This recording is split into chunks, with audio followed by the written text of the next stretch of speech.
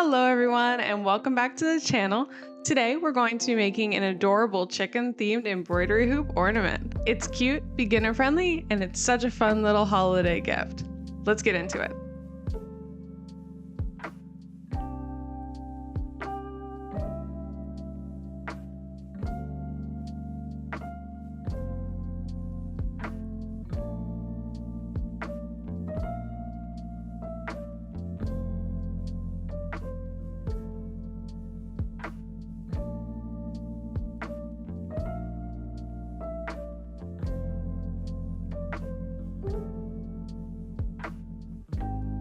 Now that we have all our supplies, we're going to set up our hoop. It looks a little intimidating, but I swear to you it's not. We're going to start by placing your fabric in the hoop. In order to do this, you're going to unscrew the top, sandwich the fabric between the inner and outer hoops, and lightly tighten it.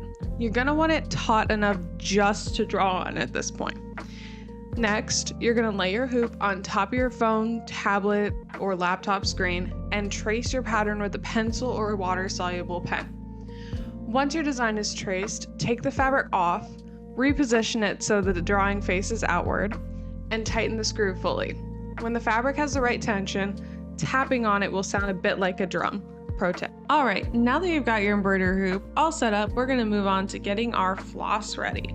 Start by grabbing your green embroidery floss. You're going to cut a piece about the length of your arm. This keeps the floss easy to control and less likely to tangle. While you're cutting your embroidery floss, you're probably going to notice that there are different strands in your embroidery floss.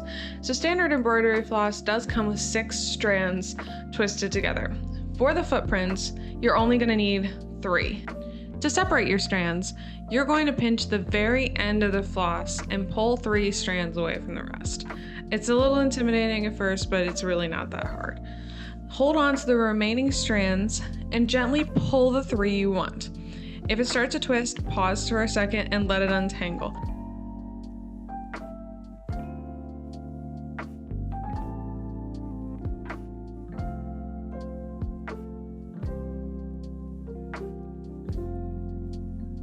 Once you have your 3 strands, we're going to move on to threading our needle.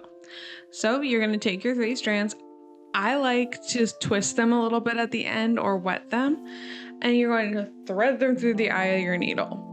Once you have a comfortable holding length, which is the length that is through your needle, you're going to tie a small knot at the opposite end. I like to do a double knot, but you really just need a solid knot to keep it from coming through the fabric.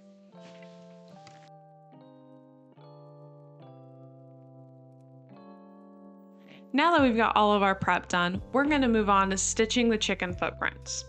Find the first footprint you'd like to stitch. I like starting at the bottom corner, but you can start wherever you'd like. Once you've located your footprint to start with, bring your needle up through the fabric at the tip of the first toe. Pull until the knot catches on the back. To make the V of the footprint, place your needle down on the top of the opposite toe. Pull through until you have a small loop left on the front. Bring your needle back up at the heel of the footprint, making sure the needle comes up inside that loop. Pull the loop tight, then place a tiny holding stitch across the loop so it stays in place.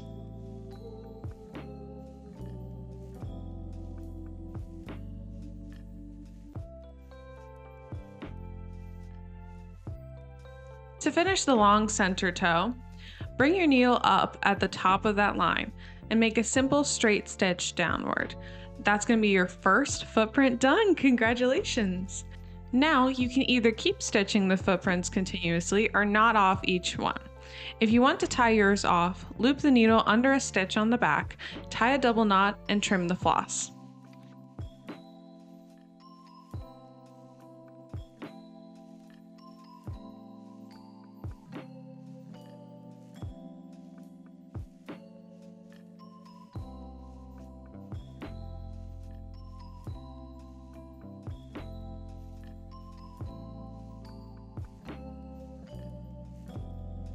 Once you're done stitching all the footprints, we're going to grab our next thread. This is going to be for the ornaments. I used red. You can use whatever color you like. For these, we're going to actually use all 6 strands to make them nice and bold. We're going to fill each circle using French knots. Bring your needle up where you want the knot to sit. Wrap the thread around the needle once or twice, depending on how big you want the knot. Keep the thread gently taut with your other hand. Insert the needle back down a tiny distance from where you came up, not the exact same hole. I've made that mistake multiple times. Pull through and slowly let the knot form. We're going to repeat this until each ornament circle is filled. I usually use 3 or 4 knots, but follow whatever looks good to you. Now we're on to the easier part. For the star, I use DMC Diamond, but beginners might want to use a regular metallic thread. It'd probably be easier. For this part, you don't need to separate the floss. Bring your needle up at the top point of the star. Work your way across the shape, filling it in section by section. Once the inside is filled, outline the star to clean up the edges. Use simple straight stitches for each line. Tie off when you're finished. See? Pretty easy, right? I use a similar method to create the tree stump, but of course I forgot to record that. Home stretch, everyone. There are a couple ways to finish up your ornament. I wrapped my outer hoop with decorative ribbon first, then tightened everything back up. For the back, you can fold the excess fabric inward and glue a circle of fabric over it to keep everything neat. Or if you want a simpler finish, trim the excess fabric and attach a ribbon at the top with a small dab of hot glue.